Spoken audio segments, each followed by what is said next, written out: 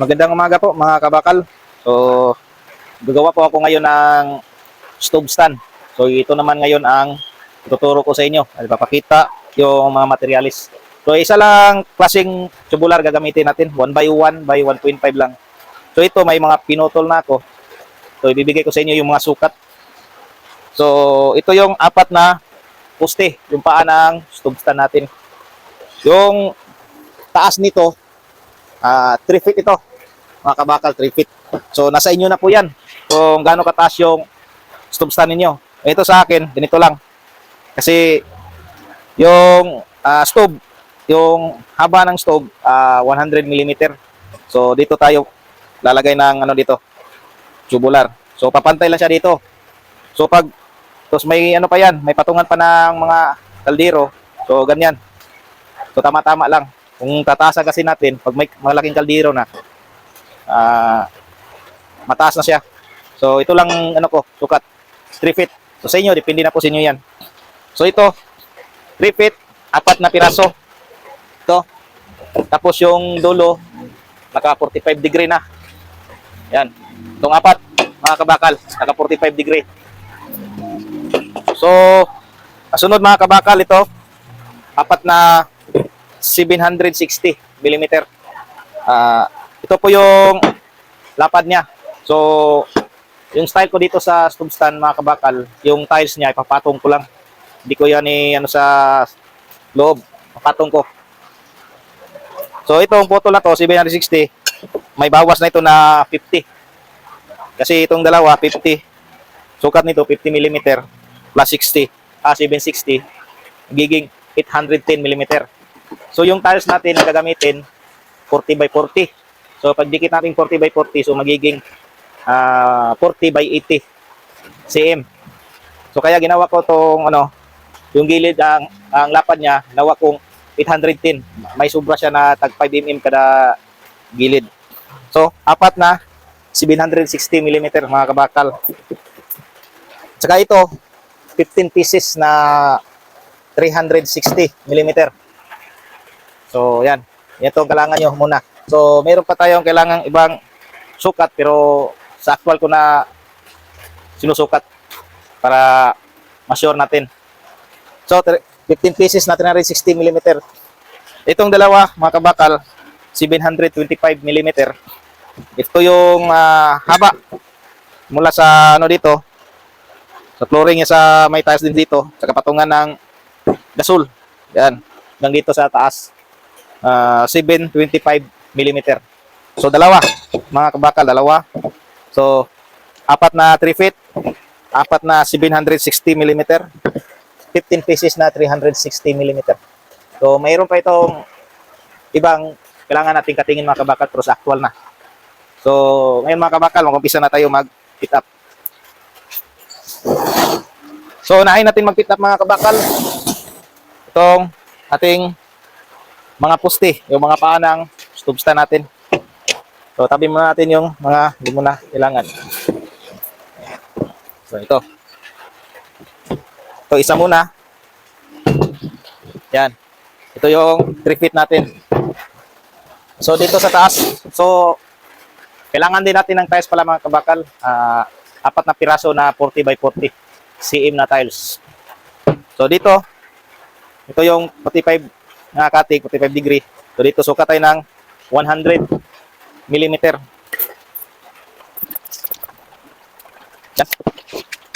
Tayo ng scrap na 1 by 1. Ayan. Yung guhit dito. Ayan. Tapos guhitan natin sa lalim. So ito mga kabakal dito, 65 mm. Ayan, guhit tayo 65 mm.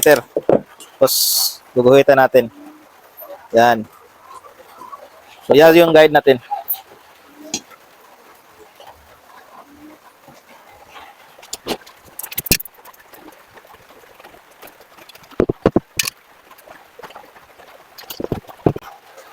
So mga kabakal, 1 by 1 ginagamit ko. Pero depende sa inyo kung pwede rin kayo gumamit ng 3/4 by 3/4.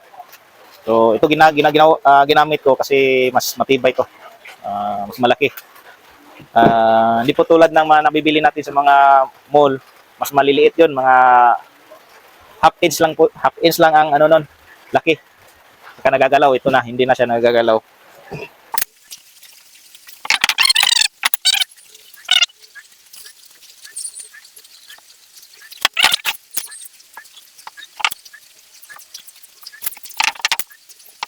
Ito muna isa. Yan, kung may 45. So, dapat, yung unang pitak natin mga kabakal, yung dalawa 45 natin to. Magkaharap siya. Kasi sa sunod na pit up natin yung dalawa, pag ganyan naman, nasa tatas, harap yung dalawang 45. So ito, ganyan muna. Magkaharap sila. So, tabi natin isa. So ito, kailangan natin yung isang 760 mm. So dito tayo pipit up muna sa isa. Dito, sa baba. Yan.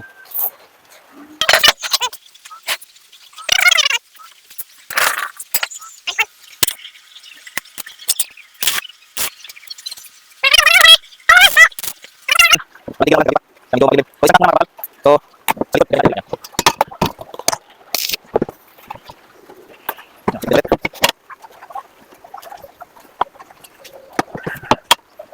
Ayan. So, tabi natin itong isa. So, itong isa naman mga kabakal. So, dito mga kabakal, dito ko nag-pit up una. Sa baba, para sa paa niya. Sa baba.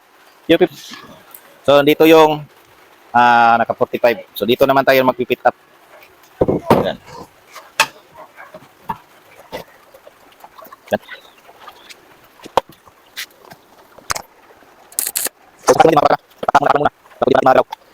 So, kot. Yan, kapal na natin. Ito yung sa taas. Ito yung na 45. Ito yung pangalawang pick up natin. Ito yung unang pick up natin. So dito tayo nag-pack sa baba. So ganyan yung magiging ano yan mga kabakal.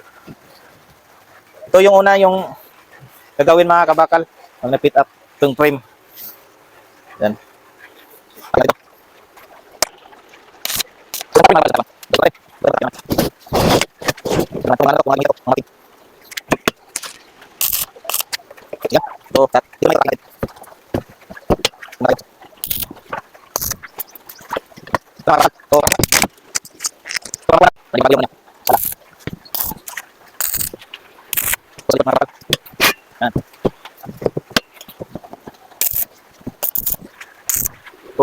So, so ito, materialis.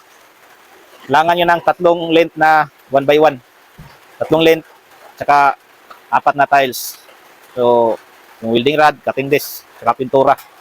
Tsaka kailangan din ng ano, mga kabakal, silicone. Kailangan din natin ng silicone sealant.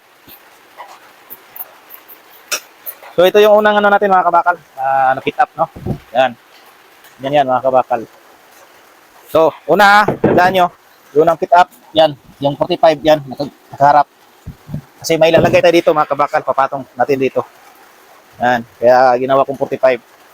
Yan, ito yung sinasabi ko sa inyo na i-actual natin ang sukat. So yan. So dito naman tayo sa pangalawa mga kabakal. So ito. So kanina na ganyan, kaharap tong mga 45. So ngayon, yan, nakaganyan naman yung 45 natin ha. Harap sa taas. Tandaan mga kabakal ha. Ito nakaharap na sa taas yan. So dito naman tayo sa baba, dito pa rin tayo sa baba mag-una. Tapos 760 mm. Yan.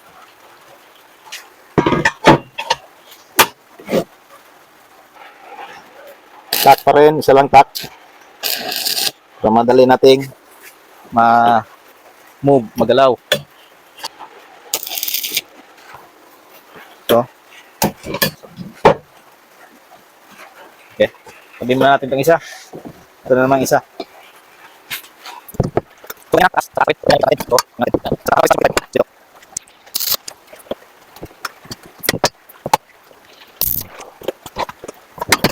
Yan, nakikita nyo yan. Ganyan yan. Ganyan na ako mag-pit up mga kabakal. Kadali lang. So, yan.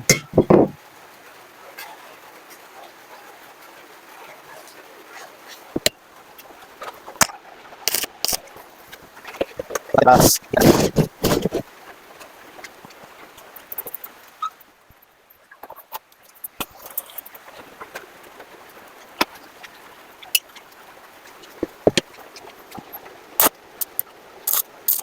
So, dapat yung nakakuha yung tamang skala niya. Yan. Tignan natin.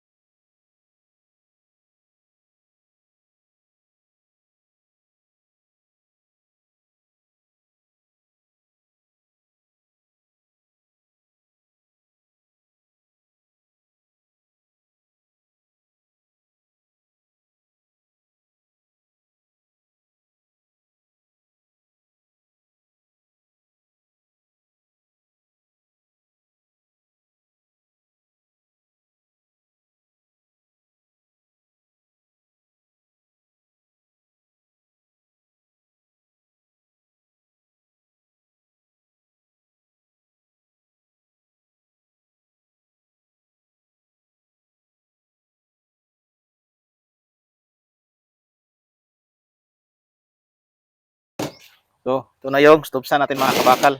So, yung kulang ito, yan sa yung mag-actual tayo ng sukat. So, bali, ano na lang yan, 3. So, ito na. So, na-full welding ko na to lahat mga kabakal. Saka, yan, nalinisan ko na rin. So, bababa natin mga kabakal.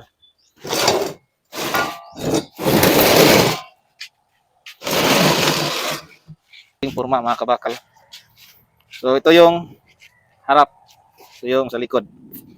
So, ito. Actual tayo mga kabakal. Ito, unahin natin. Susukatan. So, 808. 808 mga kabakal. Mga bakal, oh. Naka 45 na. Ganyan na lang yan mga kabakal.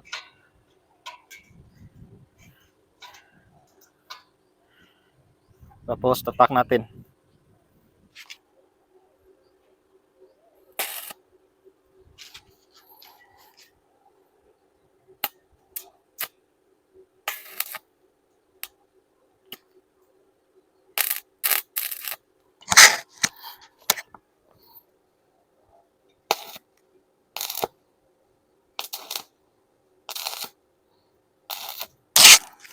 Ito mga kabakal, ito dito.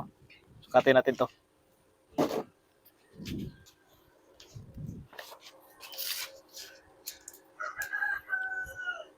So, 384. So, ito na mga kabakal. So, isang side lang ang naka 45 nito.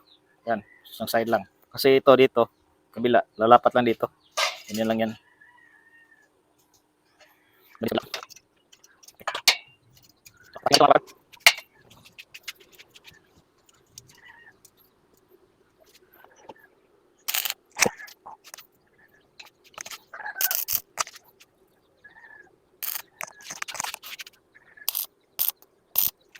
So,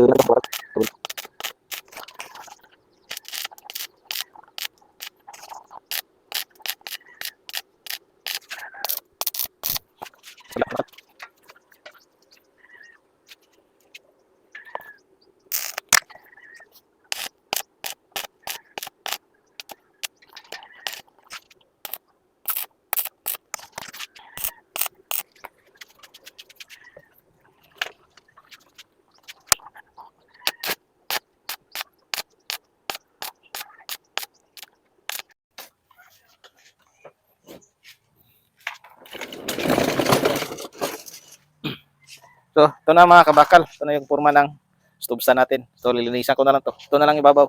So, dito sa gilid, dito, sa harap.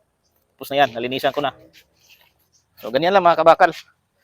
So, kulang nito, pintura, tsaka tiles. Yung sa tiles mga kabakal, ihiwalay ko yung video kung paano ko ilalagay yung tiles dito. So, ito muna ngayon mga kabakal. So, pintura na lang. So, tandaan nyo mga kabakal, ang kailangan yung materials dito, 3 length na tubular, 1x1, 1.5, or kahit kung gusto nyo, 3/4x3, pwede rin. So, 4 na tiles, yan lang.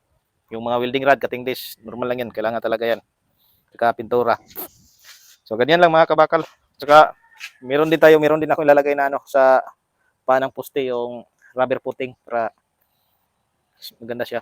So, ganyan forma. So, yan mga kabakal. Napakatibay niyan mga kabakal. So dito nalinisan ko na. Yan. So dito yung mag-aabot yung dalawang tiles natin 40x40. So dito sa gitna. So lalagay tayo ng silicone dito. Yan. Silicone. Tapos papatong natin yung tiles. So susunod na video pakita ko sa inyo yung pag kabit ko ng tiles dito, paglagay ko ng tiles. So yan, kadali lang. Sana may natutunan po kayo mga kabakal.